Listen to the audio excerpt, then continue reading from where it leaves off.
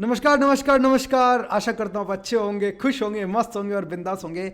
इस वाली powerful video के अंदर मैं बात करूंगा कि आपको अपने वेडिंग फोटोग्राफी बिजनेस के अंदर या अपने फोटोग्राफी बिजनेस के अंदर जो आपका पेमेंट और शूटिंग टर्म्स है वो किस तरीके से बनाना है। मैं आपके लिए 6 केस स्टडीज शेयर करूंगा आपको, और वो लेकर आया हूँ आपके लिए कि किस किस तरीके से पेमेंट टर्म्स हमने ओवर द टाइम चेंज की हैं और कौन कौन सी पेमेंट टर्म्स आपके लिए बेस्ट हैं, जिससे आपका पैसा आपको पूरे टाइम पे मिले, आपका बिजनेस कंटिन्यू ग्रो करता रहे, और क्या चीज़ें आपको नहीं करनी है, कौन सी पेमेंट टर्म्स आपको नहीं डालनी है।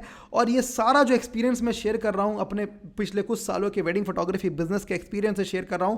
बहुत ही पावरफुल होगा, एंड तक देखना क्योंकि ये वीडियो लंबा होगा। इस वीडियो को कंप्लीट करने के बाद आपको किसी भी तरीके का पेमेंट टर्म्स में दिक्कत नहीं आएगा, और आपका माइंडसेट जो है पेमेंट्स को लेके अपने क्लाइंट्स को वो बहुत ज्यादा चेंज होगा।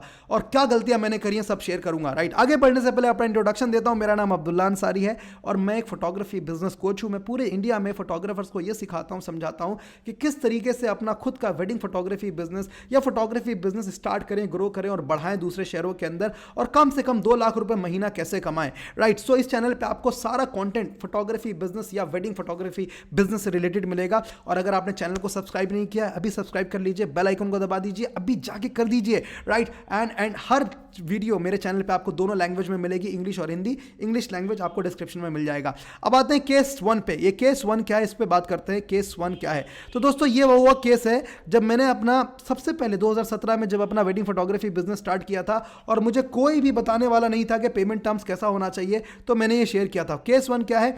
30% एडवांस और retainer fee, 60% after your wedding. ये वेडिंग का लेकर चल रहा हूं मैं, अभी मैं ये मान के चल रहा हूं कि वेडिंग का पेमेंट टर्म्स मैं आपके लिए बता रहा हूं।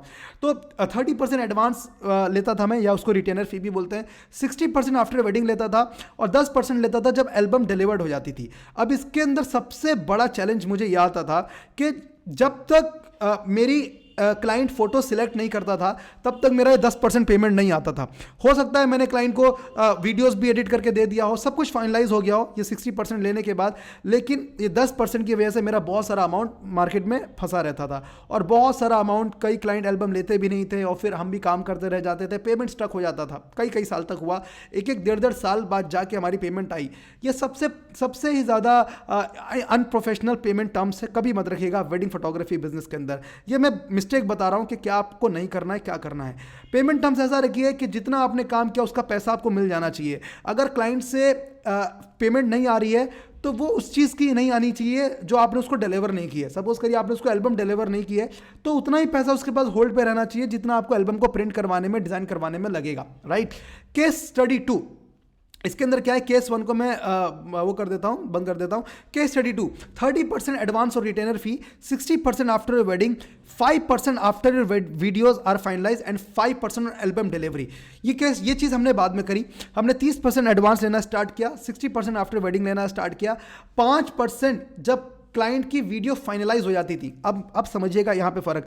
एक होता है क्लाइंट्स को वीडियोस दे देना, एक होता है क्लाइंट्स की जब वीडियोस फाइनलाइज हो जाए तब पेमेंट लेना, फिर वीडियोस देना। तो हमने ये करना स्टार्ट किया। जब हम क्लाइंट्स को वीडियोस दिखा देते थे, अब आप बोलेंगे वीडियोस कैसे दिखा देते थे आप? तो क्लाइंट को कभी भी लो रेजोल्यूशन शेयर करते हैं आप, तो वो भी कर सकते हैं, बट मैं रिकमेंड करूंगा कि आप उसको यूट्यूब पर जाके अपलोड कर दीजिए और अनलिस्ट कर दीजिए। अनलिस्ट आप जैसे ही करेंगे उसको एंड में आता है प्राइवेट रखना, पब्लिक रखना या अनलिस्ट करना है। अनलिस्ट कर दीजिए, क्लाइंट को शेयर कर दीजिए। क्लाइंट देखेगा, क्लाइंट ने बोला कि जी वीडियोस फाइनलाइज्ड हैं, अब आप उनसे 5% पेमेंट और मांगिए, मेल पे भेजिए उनको ये सारी चीज़ें। राइट, कितना पेमेंट रह गया उनका, और 5% उनको तब लीजिए जब एल्बम डिलीवरी हो। अब ये वाले केस में भी बहुत ज़्यादा चैलेंजेस थे। क्या थे कि यहाँ तक तो हमारी 95% पेमेंट आ जाती थी, लेकिन ये जो 5% पेमेंट है हमने सारी पेमेंट वेंडर को कर दी जिनसे हमारी फोटो बुक एल्बम प्रिंट हुई। और जब क्लाइंट के पास हम एल्बम लेके गए डिलीवरी के टाइम पे, तो क्लाइंट ने फोटो बुक खोली, उसमें कुछ मिस्टेक निकल गया या कुछ भी हो सकता है, तो क्लाइंट आपकी पेमेंट नहीं देगा, लेकिन आपने पीछे पेमेंट दे दी है। अब वो एल्बम को जाना, रिप्लेस कराना, दोबारा डिलीवर कराना बहुत टास्क हो जाता है। तो कभी भी एल्बम डिलीवरी पे पेमेंट ना ले, ठीक है? तो सॉल्यूशन क्या है? वो सॉल्यूशन है केस नंबर 3, जिस पे हमने बहुत सालों तक काम किया और इसको भी बाद में चेंज किया। क्या है? 30% advance, 60% after wedding, 55% after videos are finalise, जब वीडियोस फाइनलाइज हो जाए, और 5% ऑन एल्बम प्रिंटिंग। जब एल्बम प्रिंट हो जाए, फोटो बुक प्रिंट हो जाए, क्लाइंट को वीडियो भेजिए या फोटो भेजिए कि देखिए आपकी फोटो बुक प्रिंट हो गई है, हमारे पास से सब कुछ हो चुका है, अब आप पेमेंट कीजिए।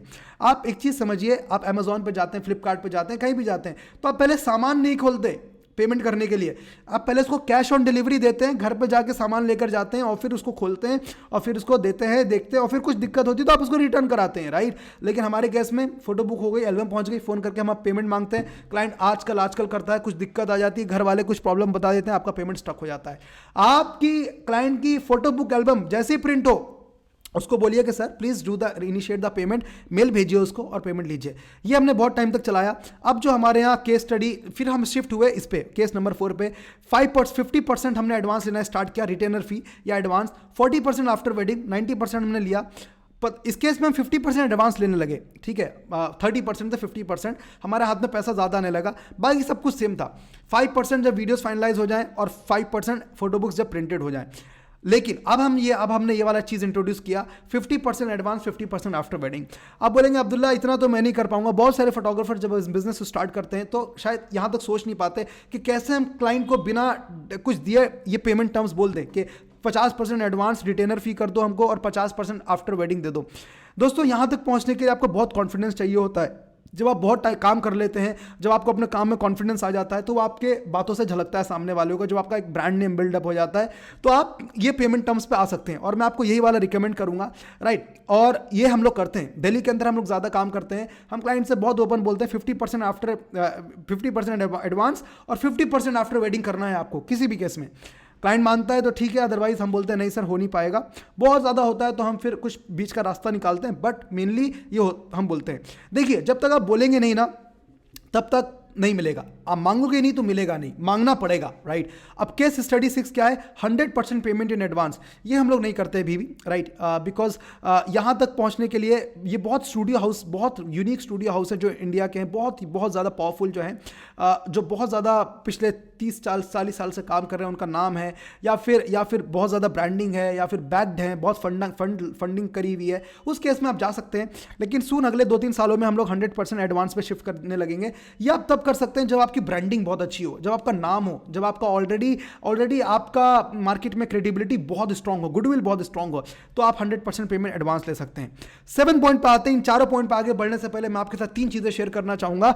अगर आप ये सीखना चाहते हैं, जानना चाहते हैं कि कैसे खुद का एक वेडिंग फोटोग्राफी बिजनेस स्टार्ट करके, ग्रो करके, बढ़ा के आप मिनिमम 2 लाख रुपए महीना कैसे कमा सकते हैं, तो फ्री वर्कशॉप मैं करता रहता हूं। आप जाके देखिए डिस्क्रिप्शन में कब हो रही है नेक्स्ट वर्कशॉप, अटेंड कीजिए, जहां पे मैं आपको बताऊंगा कैसे बिजनेस को ग्रो करते हैं, वेडिंग फोटोग्राफी बिजनेस को कैसे क्लाइंट्स को लेकर आते हैं, कैसे ऑर्डर को डन करते हैं, कैसे डील को डन करते हैं, कैसे फॉलोअप करते हैं, वो सारी चीज़ आपको मिलेंगी। फ्री है वर्कशॉप, ऑनलाइन होती है, जूम पे होती है, जाके अभी रजिस्टर कर दीजिए। दूसरा, अगर आप मेरे प्रीमियम प्रोग्राम्स, एडवांस कोर्सेज के बारे में जानना चाहते हैं, उसका भी लिंक डिस्क्रिप्शन में मिल जाएगा, जाके चेक कीजिए कंटेंट क्या है और कैसे इंडिया से बड़े बड़े फोटोग्राफर्स और 1000 से भी ज़्यादा फोटोग्राफर इस प्रोग्राम में एनरोल्ड हैं, अपने वेडिंग फोटोग्राफी बिजनेस को ग्रो कर रहे हैं। दूसरी चीज़ ये हो गई। तीसरी चीज़, अगर आपने अभी तक मेरा private VIP group, Telegram group join नहीं किया तो उसको भी ज्वाइन कर लीजिए और चैनल को सब्सक्राइब कर दीजिए और बेल आइकन को अभी दबा दीजिए, right. So this is it. 7 point पे चलते हैं। प्री वेडिंग, अगर आप प्री वेडिंग शूट कर रहे हैं तो प्री वेडिंग शूट के अंदर आप 50% एडवांस लीजिए, रिटेनर अमाउंट लीजिए और 50% आफ्टर प्री वेडिंग शूट पूरा ले लीजिए। प्री वेडिंग शूट होने के बाद पूरा पेमेंट ले लीजिए। आप बोल के तो देखिए, आपको मिलेगा। आप बोलेंगे नहीं, डरेंगे, मिलेगा नहीं। एक मिस्टेक आपके साथ शेयर करूंगा जो आप मिस्टेक करते हैं। वो मिस्टेक क्या है? वो मिस्टेक है 9th पॉइंट की, do not hesitate asking for payments. अब ये क्या चीज़ है मैं आपको बताता हूं। दोस्तों, आज से कुछ साल पहले मैं एक कंसल्टेंट को मैंने हायर किया अपने वेडिंग फोटोग्राफी बिजनेस को ग्रो करने के लिए, और उन्होंने मुझे बोला अब्दुल्ला आपका पेमेंट कितना आता है, मुझे पूरा डिटेल चाहिए। मैंने बोला सर इतना पेमेंट आता है, इतना पेमेंट मार्केट में फंसा रहता है। तो बोलते हैं कि किन किन पे क्लाइंट से पेमेंट नहीं आया, तो मैंने बोला इनसे पेमेंट नहीं आया। बोलते हैं इनको काम चला गया है, आपने फोटो शेयर कर दिए। मैंने बोलता हूँ हाँ। तो बोलते हैं आप सबसे बड़ी मिस्टेक कर रहे हैं। आपकी पेमेंट टर्म्स में अगर लिखा हुआ है कि आफ्टर वेडिंग हमें 60% या पूरा 100% चाहिए, तो आपको पूरा पेमेंट लेके ही डेटा शेयर करना है। इसको प्रोफेशनलिज्म बोलते हैं।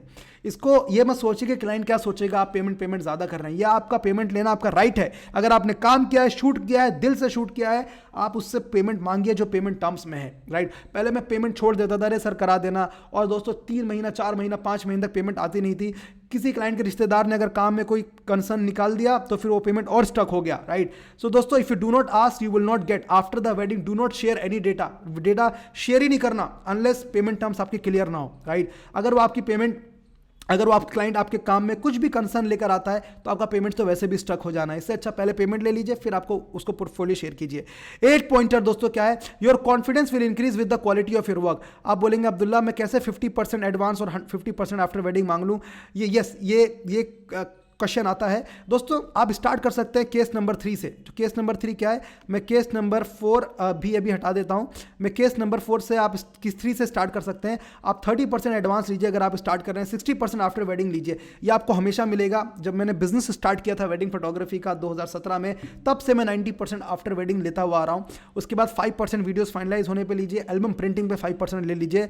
ये वाली मिस्टेक मत कीजिए, सब कुछ डिलीवर करके पेमेंट करने की। बहुत पैसा मेरा फंसा है, बहुत मुश्किल से रिकवर हुआ है, राइट। तो do not hesitate asking for payments.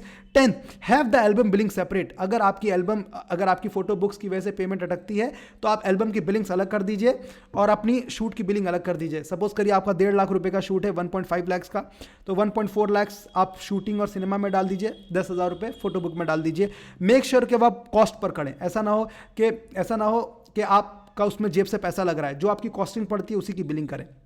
11 point, what about GST. दोस्तों हमारे वेडिंग फोटोग्राफी बिजनेस के अंदर लोग जीएसटी जल्दी देते नहीं है, तो आप कुछ बिलिंग जीएसटी पे करा सकते हैं और क्लाइंट को बोलिए कि देखिए आप बैंक्वेट ओनर को भी कुछ वाइट में पैसा दे रहे होंगे और आपने बहुत सारा पैसा वाइट में दिया होगा, जीएसटी तो लगेगा। जब बिल्कुल फाइनलाइज हो जाए, जब अब एंड चरम सीमा पे पहुंच जाए, जब क्लाइंट आपको सब डन कर दे, पेमेंट टर्म्स पे एग्री कर दे, जब आप उसका इनवॉइस बनाए, बिल बनाए, तो आप उसको बोलिए पूरा 100% जीएसटी लगाइए, या फिर कॉल पे उस पर क्लियर कीजिए कि देखिए आपका इस पे 18% जीएसटी इसमें इंक्लूड है। तो क्लाइंट एकदम से गुस्सा हो जाएगा, बोलिएगा देखिए कि 100% अमाउंट पे अगर आप जीएसटी नहीं देंगे तो 50% पे तो आपको मिनिमम देना होगा, क्योंकि हम भी वाइट पूरा लीगल तरीके से प्रोसेस करते हैं सारी चीज़ों को। फिर 50% नहीं देगा तो 30% तो देगा। इससे आपकी बुक्स अकाउंटिंग स्ट्रांग होगी। अगर आपका टर्नओवर एक साल में 20 लाख से ज़्यादा है तो आप जीएसटी लीजिए, पूरे अमाउंट पे मत लीजिए बट कुछ पे लीजिए, लेना बहुत इंपॉर्टेंट है, बाकी कैश में आप कर सकते हैं, राइट। क्लाइंट मानता नहीं है, ये सच्चाई है वेडिंग फोटोग्राफी बिजनेस की। कुछ सालों में ये चीज़ें चेंज होंगी और आप ये सारी चीज़ें कर पाएंगे। So this is it guys, this is it. Thank you so much. और आशा करता हूँ कि आपको सीख पाए हो। अगर आपको ये हेल्पफुल लगा तो type in the comment box helpful. और एक और चीज़ आप मुझे ज़रूर ये बताइए कि आप किस तरीके के टॉपिक्स चाहते हैं वेडिंग फोटोग्राफी बिजनेस के अंदर या फोटोग्राफी बिजनेस के अंदर मैं आपके लिए बनाऊँ और कवर करूँ। Go and type in side the comment box right now, और वीडियोज़ को शेयर करें, लाइक करें, बताएं, फोटोग्राफर्स तक ले जाएं, उनको पता लगना चाहिए कि ये कितना पावरफुल कंटेंट मैं आपके लिए बना रहा हूं। Thank you so much for watching till the end. आपका धन्यवाद वीडियो को आखिर तक देखने के लिए। And till then stay happy, stay spiritual and stay blessed. Thank you so much for your time and thank you so much for being over here. Thank you so much.